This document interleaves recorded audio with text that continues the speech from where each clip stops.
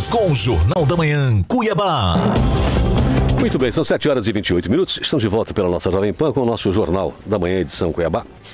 E estamos trazendo outro assunto aqui. Agora vamos falar de saúde. E para nos auxiliar aqui, temos o Roberto Barreto, que é diretor da Sociedade Brasileira de Endoscopia de Mato Grosso. Bom dia, Roberto. Tudo bem? Bom dia, tudo bem? Prazer estar aqui com vocês. Prazer é nosso em recebê-lo. Vamos falar aqui sobre um exame que há 10 anos atrás pouca gente conhecia. Colonoscopia. A que serve, por que aumentou bastante e como é esse exame, para que serve? Bom, a colonoscopia é um exame que nada mais é do que um exame endoscópico para avaliar o intestino e o reto. E a indicação principal dele é para estudar as doenças do intestino grosso e do reto. Dentre essas doenças, uma doença que cresceu muito a incidência nas 2 últimas décadas, que é o câncer de intestino e reto. Já tem motivo do crescimento, né? Às vezes tem uma doença que ela tem um pico assim que ninguém sabe de onde vem, não é local, né? Não é como se fosse um surto, não, uma endemia.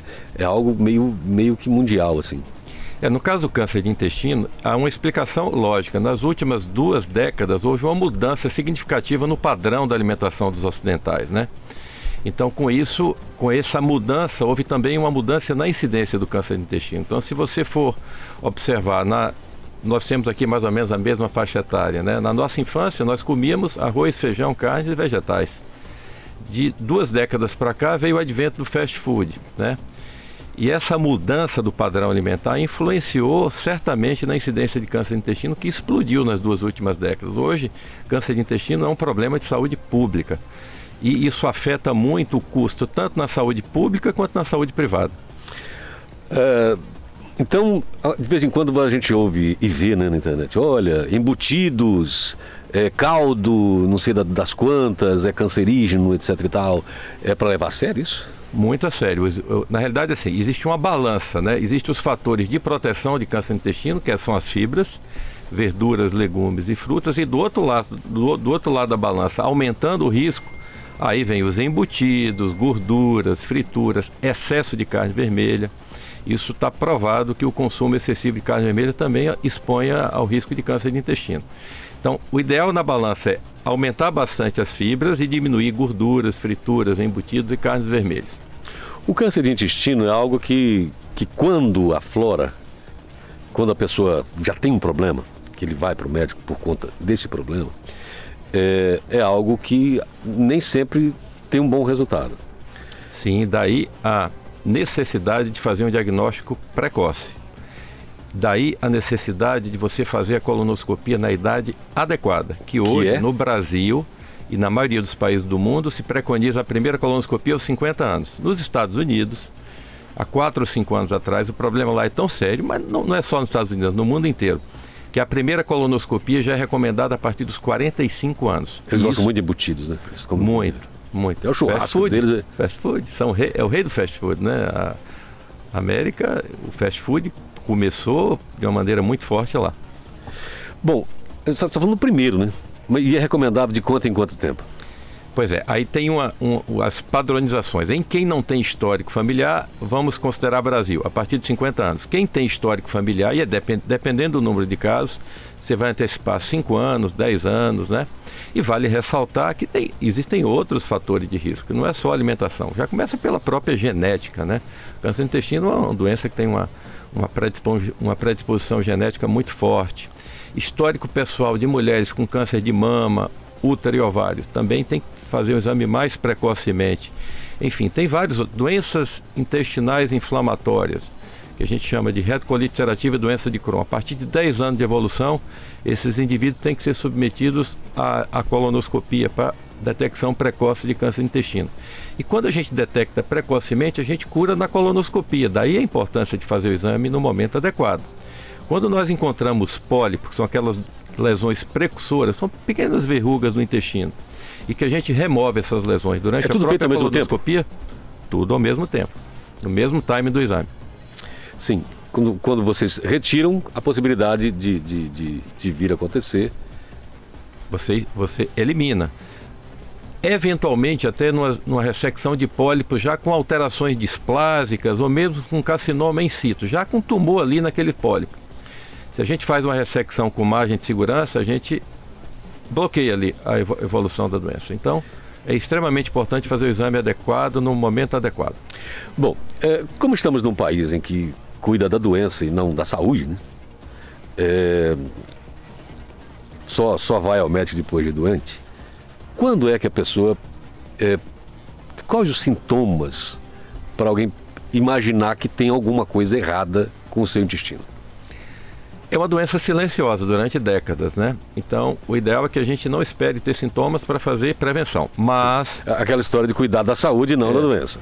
Mas, quando a doença já está estabelecida, tem uma coisa que é muito importante, a alteração do hábito intestinal. Ou seja, são pessoas que têm um intestino normal, que de repente prendem o intestino. Ou o contrário, tem um intestino normal e de repente soltam.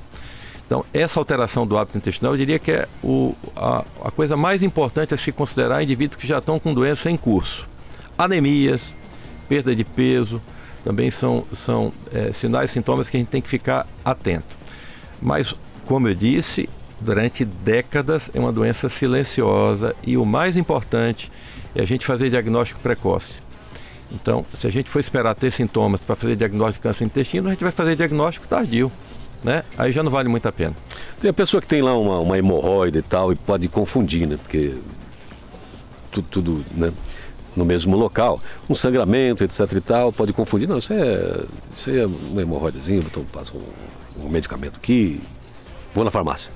Sangramento é um sintoma que acontece com uma certa frequência no tumor do intestino. E a gente que faz exame, a gente às vezes lamenta, porque são indivíduos que tem histórico de sangramento durante muito tempo que atribuíam esse sangramento a uma doença hemorroidária, a uma fissura e não investigaram no momento adequado. Quando eles partem para fazer a colonoscopia, muitas vezes já tem doença avançada. Então, sangramento, eu sempre digo, a gente prefere pecar pelo excesso. Mesmo você achando que é uma doença hemorroidária, que é uma fissura anal, é melhor pecar pelo excesso e fazer o exame e ter a chance de fazer um diagnóstico mais precoce. Eu acho que isso é um grande diferencial. Vinícius. Bom dia aqui em público, né, Roberto? É um prazer muito grande, você seja muito bem-vindo aqui de estar conosco. É sempre bom, estávamos discutindo saúde pública, né, de forma geral antes, aí podemos discutir essa patologia, né, de modo mais específico com a tua presença. Obrigado. Você trouxe a questão da alimentação, que eu ia pautar, ótimo, né? Mas o quanto que o estresse também influencia, né? Estresse, fadiga, cansaço, né? Porque, assim, existe a medicina alternativa, né? Que tem aquela teoria dos chakras, né? Que são pontos de energia, né? Ao longo do corpo, que vem da Índia, né? Mas é utilizado no mundo inteiro, né? E aí, sim, o terceiro chakra, né? Que vem de baixo para cima do corpo, né? O terceiro chakra é o chakra do poder, né? Que pega exatamente essa região do aparelho digestivo, né? Então, via de regra, pessoas que exercem o poder, né? Que são muito poderosas ou que são controladoras, né? Não precisa ser político, não, basta, né? Que são profissionais do poder, né? Mas qualquer pessoa que é controladora no seu espaço ali na empresa, na família, né? Em geral desenvolvem doenças nessa área, né? Pega o Steve Jobs, por exemplo, que morreu com 54 anos no câncer no pâncreas, né? Que era alguém que era muito controlador, né? Então, o quanto que vocês enxergam nisso também, o estresse, a fadiga, o cansaço e esse perfil, né? De querer controlar tudo, sendo que o mundo é incontrolável, né? Ele vai nós vamos sucumbir a ele, né? Não adianta tentarmos controlá-lo, né? E aí? Isso a gente vive no consultório diariamente. Eu sempre falo que o aparelho digestivo é órgão de choque das nossas emoções. Eu não tenho a menor dúvida disso, né? Popularmente as pessoas falam, olha, você está com uma gastrite nervosa. Nada mais é do que uma somatização da nossa ansiedade no aparelho digestivo. Isso acontece no intestino, com síndrome do intestino irritável. E a ansiedade, o estresse, ele mexe com o sistema imunológico. Tumor tem a ver com... basicamente com a alteração do nosso sistema imunológico. As células tumorais, elas estão sendo disseminadas na nossa corrente sanguínea o tempo inteiro. E isso eu não estou falando em câncer de intestino. Quando o nosso sistema imune está adequado, vai lá e elimina essas células. Então, você fala faz todo sentido. Eu não tenho dúvida que a ansiedade, o estresse, a ansiedade tem uma participação crucial nos tumores de uma maneira geral, não só no tubo digestivo. Então, faz todo sentido. Eu concordo plenamente com o que você falou e a gente vê isso na nossa vivência do dia a dia do consultório ali. A gente observa isso o tempo inteiro. As doenças ditas funcionais, né? E que tem relação com estresse e ansiedade. Lindeberg. Antes de mais nada, registrar a nossa alegria. Mas a alegria mesmo de tê-lo aqui falar sobre a saúde, eu acho que nós deveríamos falarmos quase todas as semanas, né? Até para ajudar o amigo ouvinte que está nos acompanhando. Eu vou tentar descrever um quadro e eu gostaria muito de um comentário do senhor a respeito. Se esse quadro que eu tentei desenhar não for correto, vai me corrigindo aí, vai corrigindo os meus erros.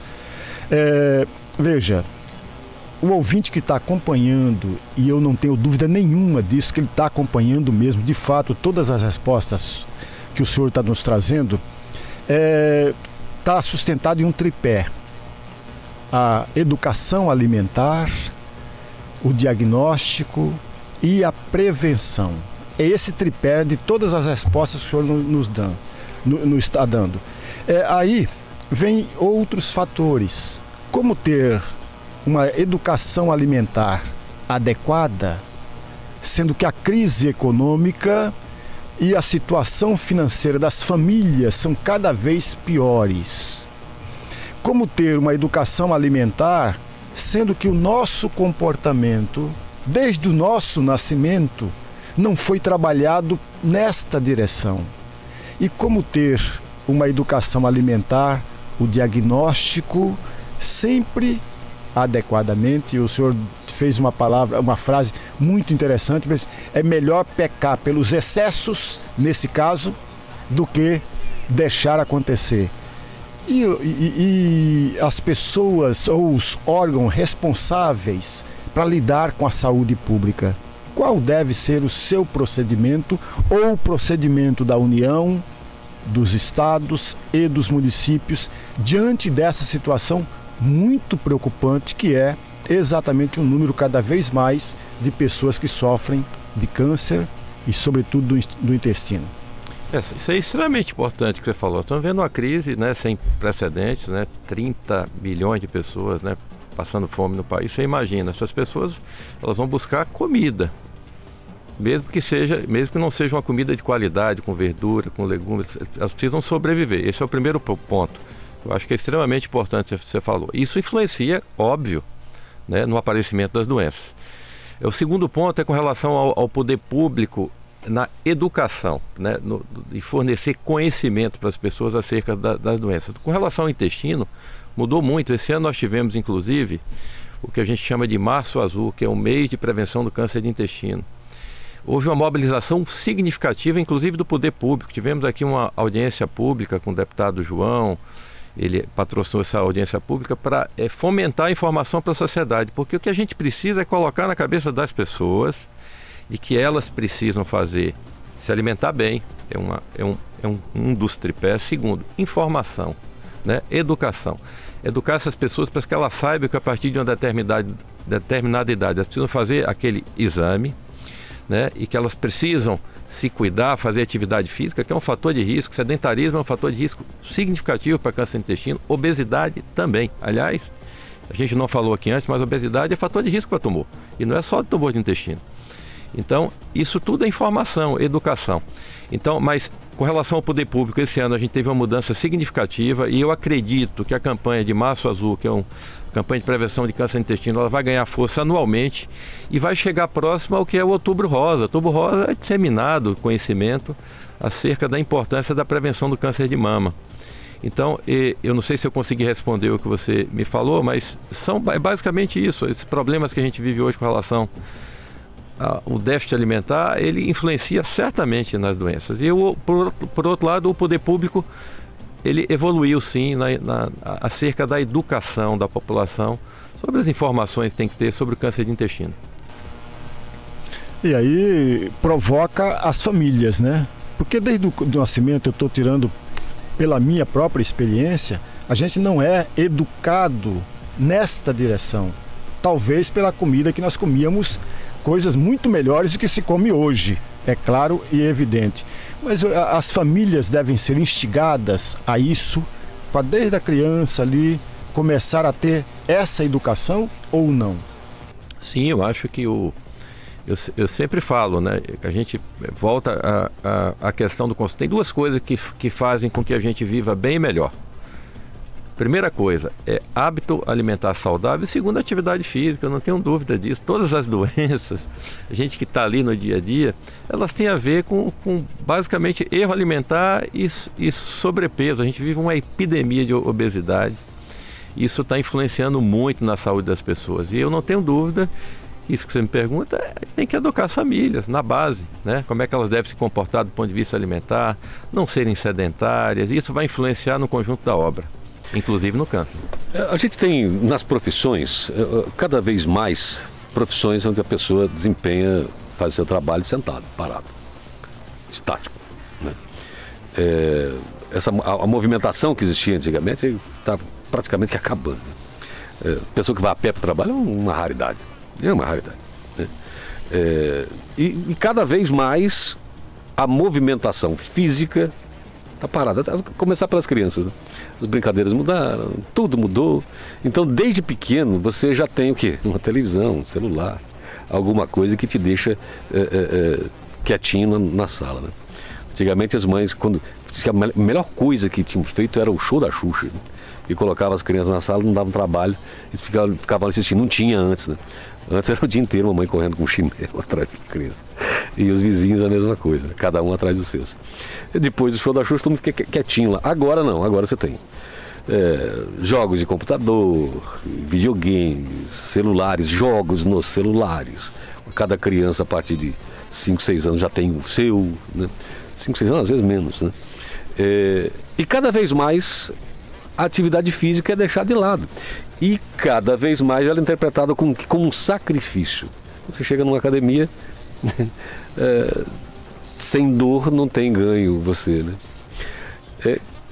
E isso é de berço. Como é que vai fazer? Você acredita que no futuro, se nós que somos do século passado, estamos encarando esse problema que tivemos uma atividade física muito maior, né?